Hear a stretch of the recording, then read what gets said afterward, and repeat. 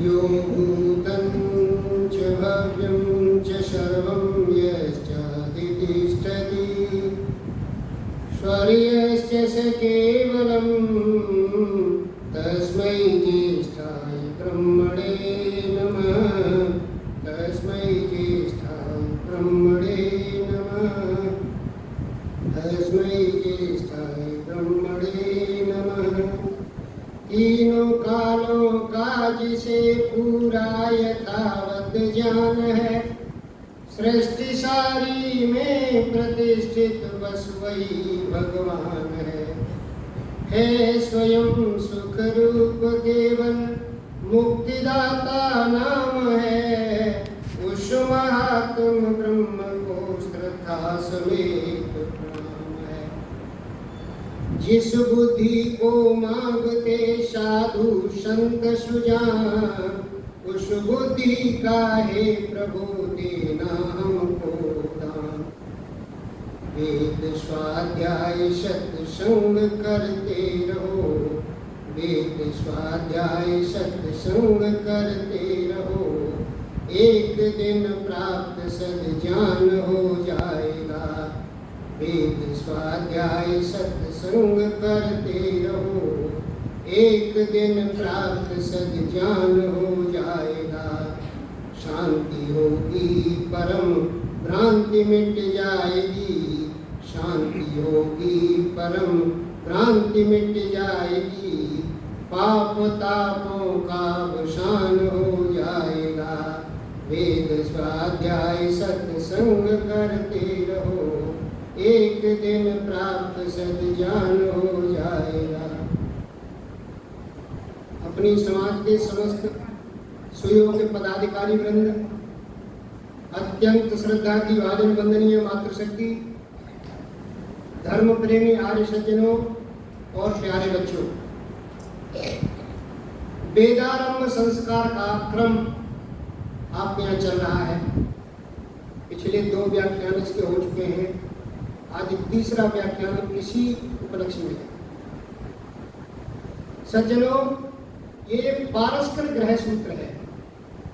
पारस्कर ग्रह सूत्र, जितने भी ग्रह सूत्र हैं, ये सारे ब्राह्मण ग्रंथों और आरण्यकों से लिए गए हैं।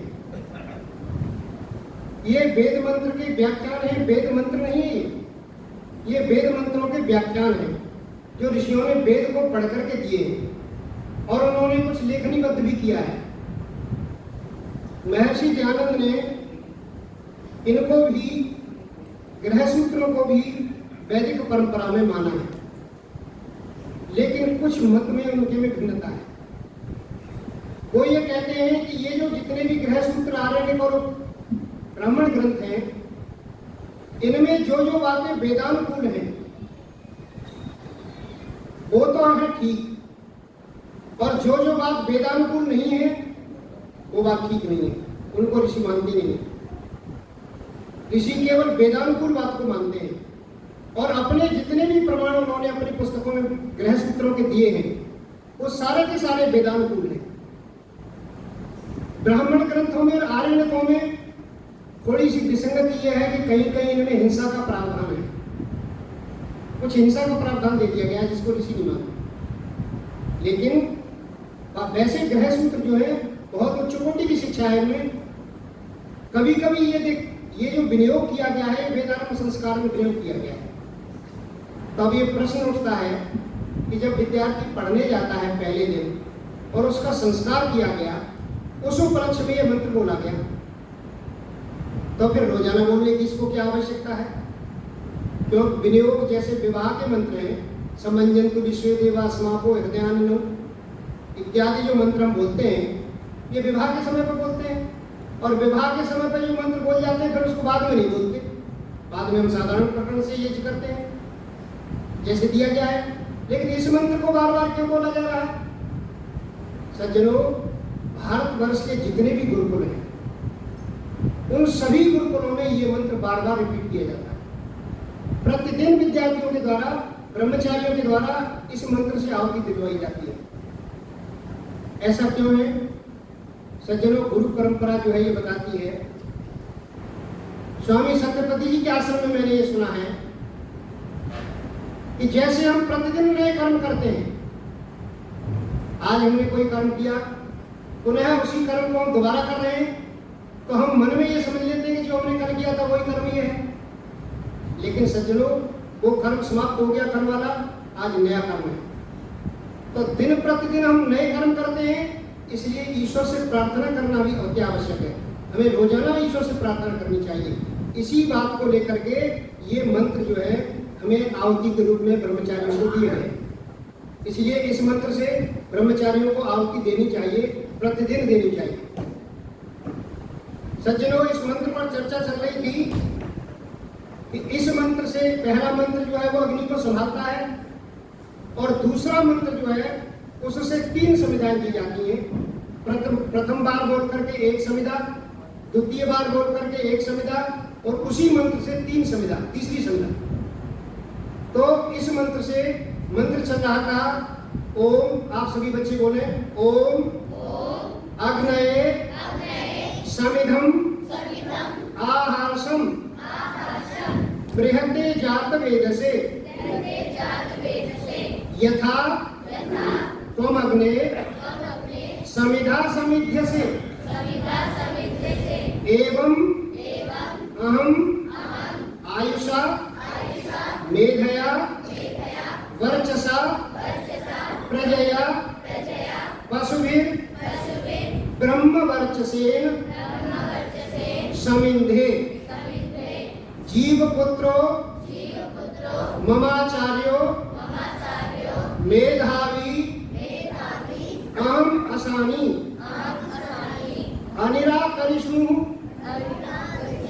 यशस्वी तेजस्वी ब्रह्मवर्चसी अन्नादौ भूयासम स्वाहा।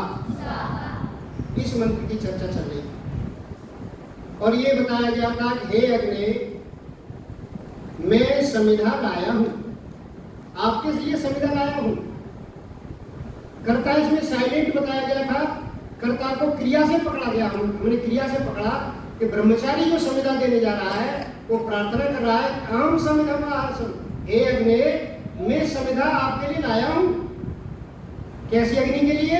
कि बृहते जात वेद से, जो बहुत बड़ी है, कण कण में विद्यमान है, कोई ऐसा संसार में स्थान नहीं है अग्नि ना।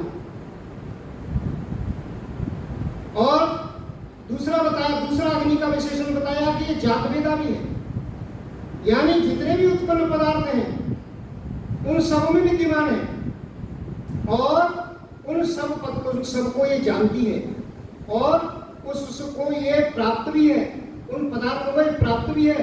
सज्जनों, ये अग्नि के रूप में कहा जा रहा है, इस भौतिक अग्नि को भी कहा जा रहा है, इस परमात्मा को भी कहा जा रहा है और आचार्य को भी कहा जा रहा है।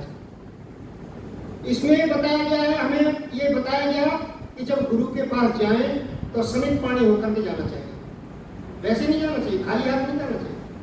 समित पानी का मतलब लोगों ने ये लगा लिया कि जो जंगलों में गुरु रहते थे वो हाथ में समिधा लेकर के जाएं, लेकिन समिधा से मतलब है कि जिससे गुरु की वृद्धि होती है। जैसे अग्नि की वृद्धि समिधा से होती है, गुरु की वृद्धि भोजन से होती है। खान पान की चीज ले जाएं, गुरु के पास, विद्वान के पास, किसी बड़े आदमी के पास जाएं तो उसके लिए कुछ न कुछ हम ले जाएं। आप इस मंत्र से ये शिक्षा मिल रही है। इसलिए समिधम आहारसम, हे परमात्मा, आपने ये मेरी समिधा लाया है। यथा तुम अग्नि, हे परमात्मा, जिस प्रकार से, हे अग्नि, जिस प्रकार से आप समिधा समिध्य से, यानी समिधा को जब समिधा डल जाती है अग्नि में तो समित अग्नि जो है दैदीप्यमान हो जाती है, प्रज्वलित हो जाती है। एवं इसी तरह से मैं भी आगे बढ़ना चाहता हूं। क्यों? कि समिधा रूपी आत्मा, हे परमात्मा, मैं आपके इस यज्ञ में समर्पित कर रहा हूं जिससे परमात्मा मेरे समक्ष प्रकट हो सके। क्योंकि सारी शिक्षाओं का, सारे ज्ञान का, सारे वेद का, सारे संसार का एक अंतिम लक्ष्य केवल परमात्मा को प्राप्त करना है और दूसरा कोई लक्ष्य नहीं। शिक्षा का लक्ष्य केवल परमात्मा को प्राप्त करना है। इसलिए मैं इस आत्मा रूपी अग्नि को, आत्मा रूपी समिधा को परमात्मा आपके अंदर समर्पित करता हूँ। गुरु से कह रहा है, गुरु जी, मैं आपके आश्रम में आ गया हूँ, मैं आपके आश्रम में बढ़ना चाहता हूँ कैसे बढ़ूंगा? आयुषा, आयु के द्वारा बढ़ूंगा। आज जैसे जैसे मेरी आयु बढ़ेगी, जैसे जैसे मेरे ज्ञान में वृद्धि होगी, मेरे लक्ष्य में वृद्धि होगी, मैं अंतिम लक्ष्य पर पहुंचूंगा। इसलिए आयु से बढ़ना चाहता हूं मैं। दूसरा काम मेधया, बुद्धि से बढ़ना चाहता हूं मैं। जो जिस याम मेधाम, जिस बुद्धि को देवता लोग चाहते हैं, जिस बुद्धि को हमारे जो है विद्वान लोग चाहते हैं, उस बुद्धि को प्राप्त करना चाहता हूँ आपसे। परमात्मा ने आप मुझे भी बढ़ाएंगे।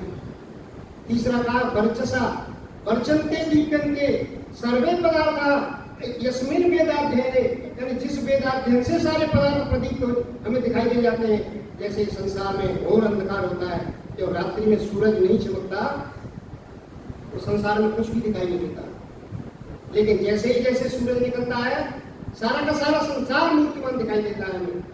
ठीक उसी तरह से इस विद्या से, इस वेद की विद्या से हमें समस्त पदार्थों का ज्ञान होने लगता है। जो जिस पदार्थ से हम ये समझ रहे थे कि हमें नुकसान नहीं पहुंचाएगा, जब वेद बताता है कि ये नुकसान पहुंचाएगा तो उससे हम हट जाते हैं, लेकिन जो फायदा पहुंचाता है उसके प्रति हम समर्पित तो उसकी तरफ बढ़ते हैं।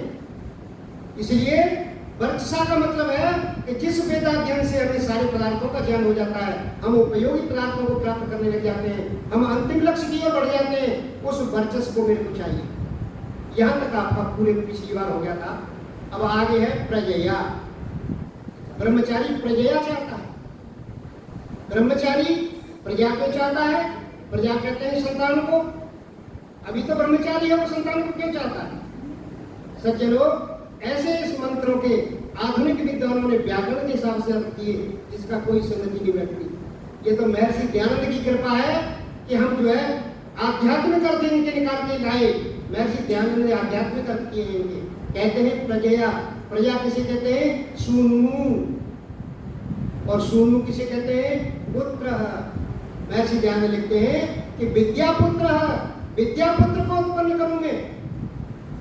संस्कृत महाभाष्य में एक बहुत बढ़िया बात बताई गई है। संस्कृत महाभाष्य कहता है कि विद्यार्थी को 4 काम करने चाहिए।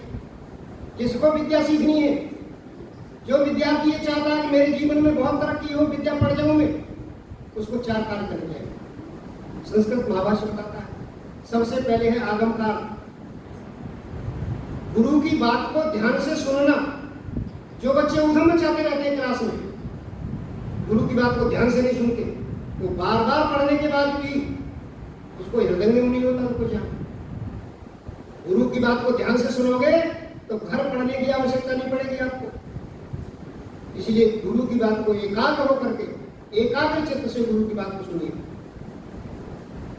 दूसरा स्वाध्याय का, जो गुरु से सुना है हमने उस बात को एक बार अपने घर जाकर के दोहरा लेना। ये दूसरा स्टेप है। तीसरा स्टेप है प्रवचन का, जो हमने सुना है और जो स्वाध्याय किया है उसको अपने साथियों में दोहरा लेना। ये कहते हैं इस तरह से विद्यापुत्र उत्पन्न होता है। विद्यापुत्र कैसे?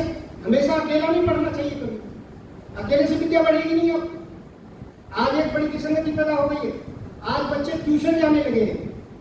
अब जब माँ बाप पैसे खर्च कर रहे हैं तो वो अपने ज्ञान को दूसरे को बताता नहीं। कोई कंपटीशन हो रहा है तो कोई किसी से डिस्कशन नहीं करना चाहता। कारण पैसे को खर्च कर रहा है, दूसरे को डिस्कशन कैसे कर रहे हैं? तो सज्जनों, आज विसंगति ये पैदा हो रही है कि डॉक्टर बन करके केवल और केवल अपना भला चाहता है, चाहे किडनी बेचनी पड़े। आज ये विसंगति पैदा है शिक्षा। हम मिलकर के नहीं पढ़ रहे, हम एक दूसरे से डिस्कशन, विद्यापुत्र उत्पन्न नहीं कर रहे। जब विद्यापुत्र उत्पन्न करेंगे तब ये विसंगति हमारी दूर होगी। इसलिए महर्षि दयानंद कहते हैं कि विद्यापुत्र चाहता है, ब्रह्मचारी विद्यापुत्र उत्पन्न करना चाहता है। इसलिए कहा गया है कि प्रजया, हम प्रजा से बढ़े, विद्यापुत्रों से बढ़े। मेरे साथी सारे मेरे जैसे बढ़े, जैसे मैं पढ़ रहा हूं वैसे मेरे साथी भी सारे पढ़े। आगे एक बात कही गई है कि पशुओं से बढ़ूंगे। सज्जनों, यदि व्याकरण के हिसाब से इसका अर्थ निकालें तो पश्चिम सब पशु, जो देखता है वो पशु है। इसमें तो परमात्मा ही पशु होता है, परमात्मा को ही पशु कहते हैं। लेकिन सज्जनों, इस पशु भी का अर्थ महर्षि दयानंद ने किया है कि गौ विरश्विनी, गौ और घोड़े। इन पशुओं से, ये बड़े उपयोगी पशु है। ब्रह्मचारी को क्या जिसको दूध ना मिले, ब्रह्मचारी को क्या जिसको दही ना मिले, जिसको मक्खन ना मिले। आज माताओं के सामने बड़ी समस्या है। माताएं कहती है कि बच्चा दूध पीता ही नहीं,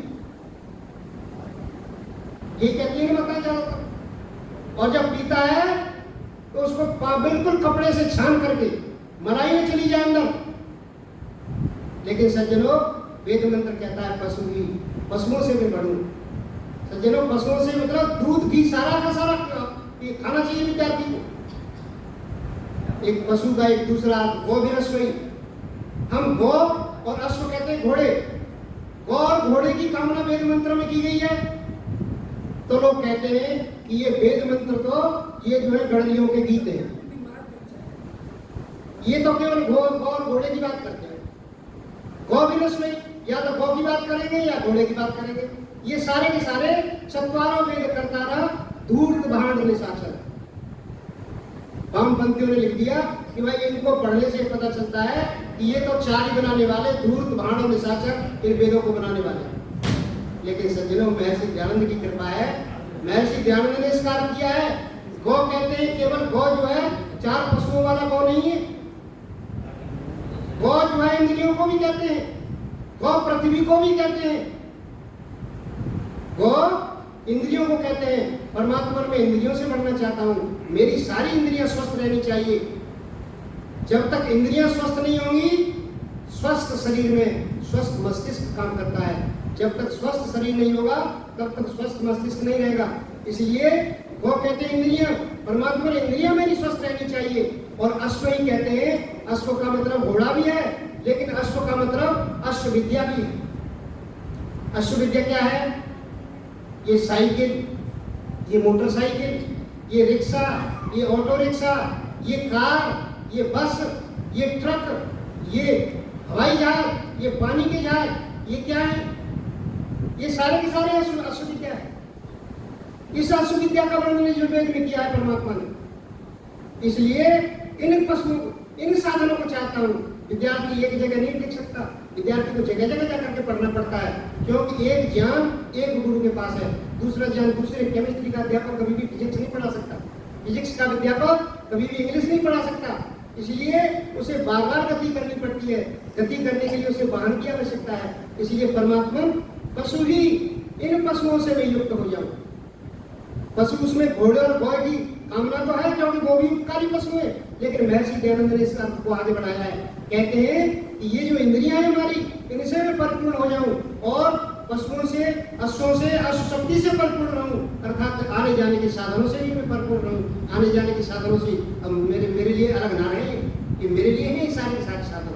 सज्जनों, विद्या इतना आसानी से प्राप्त नहीं होती। इसलिए कहा गया पशु भी, आगे कहा गया ब्रह्मवर्चसेन समिंद्रिय। ब्रह्मवर्चस से भी बढ़ना चाहता हूँ। ये ब्रह्मवर्चस क्या है? मैत्रायणी संहिता में इस ब्रह्मवर्चस का अर्थ लिखा गया है। मैत्रायणी संहिता कहती है सोम, ब्रह्मवर्चस को सोम कहते हैं। सोमो वही शुक्र तद ब्रह्मवर्चस। ब्रह्मवर्चस वो है जो सोम कहते हैं, जिसको शुक्र कहते हैं, उसको ब्रह्मवर्चस कहते हैं। विद्यार्थी शुक्र में भी बढ़ना चाहता है। ये शुक्र क्या है? चरक संहिता में इसका वर्णन किया गया है। हम जो भोजन करते हैं, इस भोजन से हमारे शरीर में ऐसी व्यवस्था है कि उससे रस बनता है और वेस्टेज जो है मनोमूत्र के रूप में बाहर निकल जाती है। फिर उसका शोधन होता है, शोधन होकर के फिर रक्त बनता है, और जो वेस्टेज है वो पसीना और दूसरे रूप में बाहर निकल जाती है। रक्त से फिर मांस बनता है, फिर उसकी वेस्टेज बाहर निकल जाती है, नाखूनों के रूप में, बालों के रूप में वेस्टेज बाहर निकल जाती है। इसी तरह से फिर जो है आगे मज्जा और फिर शुक्र बनता है। सज्जनों, ये शुक्र ऐसा शुक्र है कि यदि इसकी ऊर्ध्वगति नहीं हुई, यदि योग के द्वारा और ब्रह्मचर्य के द्वारा, ब्रह्मचारी ब्रह्मचर्य काल में रह रहा है, यदि इसकी ऊर्ध्वगति नहीं हुई योग के द्वारा, तो सज्जनों न तो हम शरीर से आगे बढ़ेंगे, न बौद्धिक चिंतन हमारा उच्च कोटि का होगा। हमें शुक्र की रक्षा करनी है। इसलिए ब्रह्मचर्य परमात्मा से प्रार्थना मांग रहा ब्रह्मचारी, हे परमात्मा ब्रह्मवर्चस्व से न संबंधे, मैं ब्रह्मवर्चस्व से भी बढ़ना चाहता हूँ, मैं शुक्र से भी बढ़ना चाहता हूँ। आगे कहा गया, आगे अपने साथ साथ गुरु के लिए भी कामना कर रहा है। ब्रह्मचारी गुरु के लिए भी केवल अपनी बात नहीं कर रहा, अब गुरु की भी कामना कर रहा है, क्योंकि गुरु के गर्भ में है, गुरु के पास बैठ के पढ़ रहा है। सज्जनों, माता पिता के यहाँ से जब जन्म हुआ था तब हमें शरीर मिला और एक नाम भी मिल गया था, लेकिन गुरु के गर्भ में जब आया तो गुरु के गर्भ से निकलने के बाद भी एक नाम मिलना है। कोई डॉक्टर बनेगा, कोई इंजीनियर बनेगा, कोई कुछ बनेगा, लगातार कोई ना कोई पद मिलेगा। तो इन पदों को प्राप्त करने के लिए गुरु के गर्भ में है, तो गुरु के लिए भी प्रार्थना करता है कि जीव पुत्रो ममाचार्य, मेरे आचार्य जीव पुत्र हो जाए। जीव पुत्र क्या है? ये जो ब्रह्मचारी है, मेरे आचार्य कभी खाली न रहे। यदि खाली गुरु रहेगा तो विद्या का प्रसार नहीं होगा, विद्या का प्रसार रुक जाएगा। इसलिए ये प्रार्थना कर रहा है कि मेरे गुरु हमेशा शिष्यों से परिपूर्ण रहे, शिष्य कभी कम ना हो मेरे गुरु के। ये गुरु के प्रति कामना कर रहा है। जीव पुत्रो, जीव है जीव, जो जीता है वो जीव, और पुत्र कौन है? कि पुम नाम नरकस तस्मात् त्रायते पुत्र, यानी जो गुरु को कष्ट से दूर करता है, ऐसा वो शिष्य जो है वो उसका पुत्र होता है, जीव पुत्र होता है। जैसे माता पिता का पुत्र होता है, माता पिता को उसके कष्ट से दूर करता है, कष्ट से त्राता है, उसको उसके कष्ट को दूर करता है, उसे पुत्र कहते हैं। जो माँ बाप के कष्ट को दूर नहीं करता उसे पुत्र की श्रेणी में नहीं रखा गया। इसलिए जीव पुत्रो ममाचार्यो कहा गया। आगे कहा है कि मेधावी अहम असानी, हे परमात्मा मैं मेधावी बन जाऊं। एक मेधाया पहले कहा गया है और ये मेधाया दूसरा कहा गया है। वो क्रियापद था, ये संज्ञा पद है। मेधावी बनना चाहता है, वहां बुद्धि को बढ़ाने की बात की गई है, ज्ञान को बढ़ाने की बात की गई है, यहाँ विवेक को बढ़ाने की बात की गई है। महर्षि जो है इसमें पुनरुक्ति दोष नहीं मानते। वेद के अंदर जो जो शब्द बार बार आए हैं वो सारे के सारे यौगिक हैं, और महर्षि दयानंद उनको पुनरुक्ति नहीं मानते, कहते हैं सबके अलग अलग अर्थ है, कोई इसका अर्थ कहीं है, कोई इसका अर्थ कहीं। तो यहाँ कहा गया है कि विवेकी, हमें विवेक प्राप्त हो। हे परमात्मा, केवल ज्ञानवान बन जाए और डॉक्टर बन जाए, ज्ञानवान बन जाए और नेता बन जाए, तो क्या नेताओं को इससे उपलब्धि हो रही है देश को। सज्जनों, यदि हम ज्ञानवान बन जाए और अफसर बन जाए तो अफसरों से क्या हो रहा है? आज एक महिला पकड़ी गई है कुछ दिन पहले, दुनिया भर का पैसा उसके पास निकला है, IAS ऑफिसर है, बड़ा रुतबा था उस व्यक्ति को। आप अंदाजा करिए ज्ञानवान बनने के बाद क्या फायदा है। इसलिए इसमें मेधा की कामना की गई है कि परमात्मा ने मेधा, विवेक क्या है? विवेक कहते हैं विज्ञानम पृथक भावे, जो हर चीज को विज्ञान माने जानता है, पृथक भाव से, अलग भाव से जानता है। जैसे जो गलत है उसको गलत जानता है, जो सही है उसको सही जानता है। केवल ऐसा नहीं है कि विद्या एक लाइन से पढ़ता चला जा रहा है मिला की तरह, ऐसे नहीं। हमें ये आना चाहिए कि कौन सा काम गलत है, कौन सा काम ठीक है, कौन सा काम हमें करना चाहिए, किस काम से हमारी वृद्धि होगी, किस काम से हम नहीं बढ़ पाएंगे। इसलिए ये सारी की सारी चीजें विवेक के अंदर आती हैं। इसलिए मेधा की कामना की गई है कि मेधावी है इंसानी, हे परमात्मा में मेधावी बन जाऊं। आगे कहा अनिराकरिष्णु, हे परमात्मा मैं अनिराकरिष्णु बन जाऊं। अनिराकरिष्णु का बड़ा बढ़िया, निराकर्षण कहते हैं जो उल्लंघन करता है गुरु की बात। निराकर्षण गुरु की बात का उल्लंघन करता है, गुरु की बात को मानता नहीं। घंटी बज गई चले जाएंगे, क्या है, रोजाना ही तो बजती है घंटी, क्लास में नहीं जाता। सज्जनों, मैं स्वयं एक गांव से निकल के आया हूं। जिस समय मैं पढ़ता था हाई स्कूल में, तो 10वीं के एग्जाम गोकुल में रखे गए थे। गोकुल जहाँ यशोदा मैया रहती थी, कृष्ण का जहाँ पालन हुआ है, उस कस्बे में मेरा सेंटर पड़ा। तो हम गांव के 8 बच्चे थे। 8 बच्चों में 4 बच्चे तो पढ़ने वाले थे और 4 बच्चे उधम, हर समय ताश खेले और उधम करे। मैंने कहा भैया एग्जाम दे लो, एग्जाम में आप फेल हो जाओगे नहीं तो। कहने लगे कोई कुंभ का मेला थोड़ी है जो 12 वर्ष बाद आएगा, अगले साल फिर देने। ये स्थिति बच्चों की। सज्जनों चारों के चारों गांव में है और बड़ा पश्चाताप करते हैं कि भाई हमने तुम्हारी बात मानी होती तो हम भी तुम्हारी तरह दिल्ली में रहते। सज्जनों अनिराकर्षणु, हमें गुरु की बात का उल्लंघन करने वाला नहीं होना चाहिए। निराकर्षणु कहते हैं उल्लंघन करने वाला, और अनिराकर्षणु कहते हैं जो उल्लंघन नहीं करता, गुरु की बात को मानता है।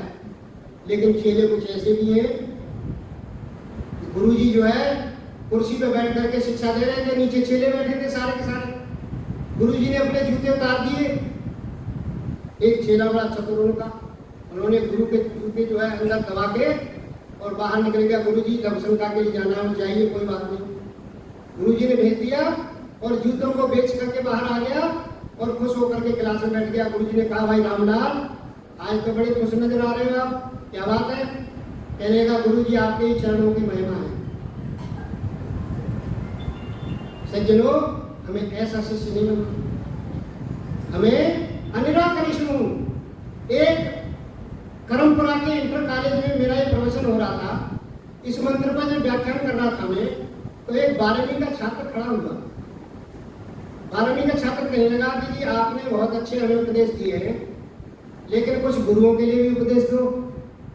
ये सारे के सारे उपदेश हमारे लिए ही हैं, कुछ गुरु हमारे गुरुओं को भी तो देखा करो आप। मुझे ये लगा कि इस बच्चे को गुरुओं से बड़ी शिकायत है। आज गुरु कैसे हो गए? सज्जनों एक भजन सुनाया मैंने उनको, आपको भी सुनाता हूँ प्रसंग बस। एक भजन मैंने उनको सुनाया कि गुरुओं को ये स्थान क्यों नहीं प्राप्त हुआ। इस तरह शिक्षक गुरु ब्रह्मा बने बतलाइए, इस तरह शिक्षक गुरु ब्रह्मा बने बतलाइए। जो उपाधि पहले थी कैसे मिले समझाइए, इस तरह शिक्षक गुरु ब्रह्मा बने बतलाइए। सादा जीवन सादा भोजन और ऊंचे विचार, सादा जीवन सादा भोजन और ऊंचे विचार। आप गुरु बनने से पहले ये विधा अपनाइए, आप गुरु बनने से पहले ये विधा अपनाइए। किस तरह शिक्षक गुरु ब्रह्मा बने बतलाइए, जो उपाधि पहले थी कैसे मिले समझाइए। शीलता सुचिता ही गहने खानदानी जान लो, शीलता सुचिता ही गहने खानदानी जान लो। पहनिए इनको स्वयं शिष्यों को भी पहनाइए, पहनिए इनको स्वयं शिष्यों को भी पहनाइए। किस तरह शिक्षक गुरु ब्रह्मा बने बतलाइए, जो उपाधि पहले की कैसे मिले समझाइए। रखिएगा सच्चाई के खूंटे से खुद को बांध कर, रखिएगा सच्चाई के खूंटे से खुद को बांध कर। ऐसणाओं को कुचलिए काटिए और मारिए, ऐसणाओं को कुचलिए काटिए और मारिए। इस तरह शिक्षक गुरु ब्रह्मा बने बतलाइए, जो उपाधि पहले थी कैसे मिले समझाइए। एक शिक्षक को सदा सूरज सा होना चाहिए, एक शिक्षक को सदा सूरज सा होना चाहिए। सूरज सा होना चाहिए, रख के अनुशासन कड़ा, रोशन जहां कर जाइए। रख के अनुशासन कड़ा, रोशन जहां कर जाइए। किस तरह शिक्षक गुरु ब्रह्मा बने बतलाइए, जो उपाधि पहले की कैसे मिले समझाइए। सूर्य सा हो तेज लेकिन चांद सी शीतलता हो, सूर्य सा हो तेज लेकिन चांद सी शीतलता हो। गर्म बाहर से नरम, अंदर से खुद को बनाइए। गर्म बाहर से नरम, अंदर से खुद को बनाइए। किस तरह शिक्षक गुरु ब्रह्मा बने बतलाइए, जो उपाधि पहले की कैसे मिले समझाइए। दंडवत सारे करेंगे, दंडवत खुद ही करेंगे, शिष्य सारे देखना।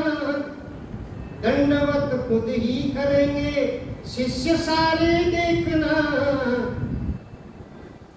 रूप पहले आप ईश्वर भक्त खुद बन जाइए। रूप पहले आप ईश्वर भक्त खुद बन जाइए। इस तरह शिक्षक गुरु ब्रह्मा बने बतलाइए, जो उपाधि पहले की कैसे मिले समझाइए। सज्जनों, आज ये विसंगति पैदा है। सरकारी स्कूल में कोई भी अपना बच्चा पढ़ाना नहीं चाहता, जबकि ट्रेंड सरकारी टीचर होता है। कारण सारा का सारा मैं विद्यालय में जा करके देख लिया मैंने, सारा का सारा विद्यालय प्राइवेट होता जा रहा है। गेस्ट टीचर भर्ती हो रहे हैं, 10 टीचर सरकारी हैं तो 20 टीचर गेस्ट टीचर हैं, लेकिन सरकारी टीचर को ध्यान नहीं।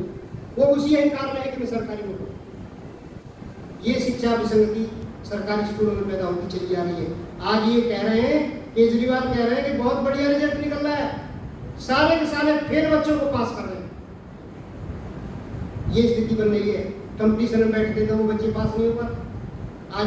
आज बेरोजगारी बढ़ रही है, कंपनियां आदमी मांग रही है और आदमी है नहीं। आज स्थिति ऐसे नहीं है कि नौकरी ना हो, नौकरी बहुत है, लेकिन बच्चे योग्य निकलने चाहिए। मैं कभी कभी उमा की बड़ी तारीफ किया करता हूँ। माता ने ऐसा काम किया है जब आज समाज में कोई नहीं कर सका।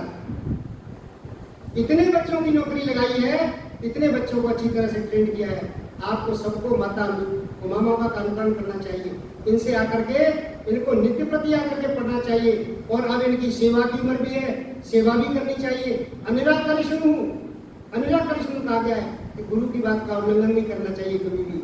इसलिए आगे कहा यशस्वी बनना चाहिए। परमात्मा यशस्वी बनना चाहता हूँ। जो व्यक्ति यशस्वी बनना चाहता है उसे उतनी मात्रा में उसे अध्ययन करना पड़ेगा, स्वाध्याय करना पड़ेगा, नहीं तो यश नहीं मिलेगा। दूसरे कामों में यश मिल सकता है, चोरी करने में यश मिल सकता है, और दूसरे कामों में किडनी बेचने में यश मिल सकता है। सज्जनों, नेता जैसे आज काम कर रहे हैं, ऐसे कामों में यश मिल सकता है, लेकिन यशस्वी वास्तविक जो यश है, यश जो है हमेशा स्वाध्याय से मिलता है। स्वाध्याय जब तक नहीं होगा तब तक यश नहीं मिलेगा। इसलिए हमें बहुत ज्यादा स्वाध्याय करना चाहिए। आज विद्यार्थी प्रार्थना कर रहा है, हे परमात्मा मुझे यशस्वी बनना है और तेजस्वी बनना है, तेज पैदा करना है। महर्षि दयानंद जिस समय गुरु गिरिजानंद के पास गए थे तो सारे के सारे ग्रंथ पढ़े हुए थे उन्होंने, भागवत भी खूब पढ़ते थे, रामायण के भी प्रकांड विद्वान थे। लेकिन सज्जनों, गुरु गिरिजानंद ने कहा इन सबको पुस्तकों को जमुना में बहाया। उन्होंने जो शिक्षा दी है और शिक्षा देने के बाद जो रस निकला है शिक्षा से, आज ईश्वर की प्रकृति को आज समाज का प्रत्येक व्यक्ति जानता है कि ये चीज अलग है। ईश्वर अलग है, जीव अलग है, प्रकृति अलग है, लेकिन दूसरे संप्रदाय नहीं जानते। कुछ तो ये कहते हैं कि हम जो है, ये जो जीव है ये ईश्वर बन जाता है। ईश्वर कुछ नहीं। कुछ ये कहते हैं कि ईश्वर है ही नहीं। सज्जनों, ईश्वर और जीव प्रकृति के बारे में बड़ी विसंगति है। महर्षि दयानंद ने 4 साल लगाए पढ़ने के बाद 1863 में जब विदा लेकर के 1867 में उन्होंने संसार के रंगमंच पर उपस्थित हुए। ये सारी की सारी निकाल करके उन्होंने दिए। मैं इस काम में स्वामी सत्यपति जी का बड़ा आभार व्यक्त करता हूँ। आर्य समाज बहुत बड़ा ऋणी है स्वामी सत्यपति जी का। महर्षि दयानंद के बाद गुरु शिष्य परंपरा से ईश्वर जीव और प्रकृति के बारे में जितना प्रचार इस महर्षि स्वामी सत्यपति जी ने किया है, आज तक किसी भी संत ने नहीं किया, कोई भी संत नहीं कर सका। आज हमें ये बात बड़ी सरल लग रही है, लेकिन ये सरल नहीं थी। आज हिंदू की परिभाषा गायब हो गई है। हिंदू किसे कहे? आज धर्म ग्रंथ इतने बन गए हैं, कोई हनुमान चालीसा पढ़ रहा है, कोई रामायण पढ़ रहा है, कोई भागवत पढ़ रहा है। आज किसको हिंदू कहे? जबकि मुसलमानों से कहते हैं जो कुरान पढ़ता है, जो बाइबल पढ़ता है उसको ईसाई कहते हैं। हिंदू की परिभाषा ही गायब हो गई है। हिंदू किसको कहे? कोई एक धर्म ग्रंथ नहीं, कोई एक देवता नहीं। मैं बनारस गया था आप लोगों के साथ। वहां बनारस में पंडितों से पता लगा 1000 से ज्यादा देवता वहां पूजे जाते हैं। अकेले बनारस में 1000 से देवता। आप बताइए क्या है, क्या हो गया हिंदू के साथ, क्या हो गया? हम जो है ऐसे तेजस्वी बने। गुरु विद्यानंद उस धन्य हो गए थे उसको प्राप्त करके, महर्षि दयानंद को प्राप्त करके धन्य हो गए थे, क्योंकि ऐसा तेजस्वी बच्चा और कोई नहीं मिला था। जो गुरु के अंदर जो विषय संक्रांत थे, उन्होंने सारे के सारे शिष्य में संक्रांत कर दिए। और शिष्य में संक्रांत उसी में करते हैं जो शिष्य मेधावी होता है, जो बुद्धिमान शिष्य होता है, जिसकी बुद्धि मणि की तरह निर्मल होती है। जैसे हम दर्पण के आगे खड़े होते हैं तो जो जितना साफ दर्पण होगा उतना ही स्वच्छ चित्र हमारा आएगा उसके अंदर। ठीक उसी तरह से गुरु जो है, गुरु के जितना ज्ञान गुरु देता है, जितना ज्ञान उनको था उस समय, आप कभी मौका लगेगा तो बताऊंगा मैं कि गुरु विद्यानंद ने कितना ज्ञान प्राप्त किया था। उनके बारे में 10 जीवनियां लिख चुकी हैं। एक सबसे लास्ट में एक जीवनी लिखी है डॉक्टर भीमसेन शास्त्री, जो कोटा के रहने वाले हैं, विद्यानंद प्रकाश। क्या खोज करके की। उसके बाद कार्य किया डॉक्टर राम प्रकाश ने, केमिस्ट्री के अध्यापक थे। उनका संस्कृत से कोई लेना देना नहीं, लेकिन इतना जबरदस्त प्रयास किया उन्होंने गुरु विद्यानंद की जीवनी के बारे में। और यहाँ तक बात है कि उनकी चरण खड़ाऊ भी है। गुरु विद्यानंद की चरण खड़ाऊ आज तक कुर्सी तक रखी हुई है। जैसे महर्षि दयानंद की चरण खड़ाऊ रखी हुई है, जैसे गुरु विद्यानंद की चरण खड़ाऊ भी रखी हुई है। इतना प्रयास किया, इसलिए ऐसा तेजस्वी बनाओ। और साथ में कहा ब्रह्मवर्चस कहते हैं कि शुक्र हमारा इतना उच्च कोटि का होना चाहिए कि हमारा ऊर्ध्व गति होनी चाहिए, उसकी अधोगति ना हो। हमारे शरीर में क्षमता ना आए, हमारी बुद्धि में क्षमता नहीं आए, इसलिए ब्रह्मवर्चस्य में पूर्ण रहूं। और आगे कहा अन्नालो भूयासम, ये परमात्मा अन्नादि से मैं युक्त रहूं। आज बच्चे को कुछ खाने को दो तो कहते हैं कि अच्छा ही नहीं लगता, कुछ कहते हैं कि जी पचता नहीं। सज्जनों, सारे तरह के अन्न, किसी एक अन्न की आवश्यकता नहीं है। फास्ट फूड से बचना है हमने। और अन्न आदि हमारे यहाँ अन्य कोटि उच्च कोटि के हैं, गेहूं है, ज्वार है, बाजरा है, मक्का है, तमाम अन्न खाइए। इसलिए परमात्मा अन्न से कभी भूखा ना रहूं, मैं अन्न से भी पूर्ण हो जाऊं। इन शब्दों को कह करके विद्यार्थी जो है अपने ईश्वर से प्रार्थना करता है और अपनी आहुति देता है। एक मंत्र, इसी मंत्र से एक आहुति, इसी मंत्र से दूसरी आहुति और इसी मंत्र से तीसरी आहुति देता है। अब विद्यार्थी का जो यज्ञ है वो पूर्ण हुआ। इन्हीं शब्दों के साथ आप सभी ने बड़ा ध्यान से सुना है। मैं सभी का धन्यवाद करता हूँ। ओम शांति।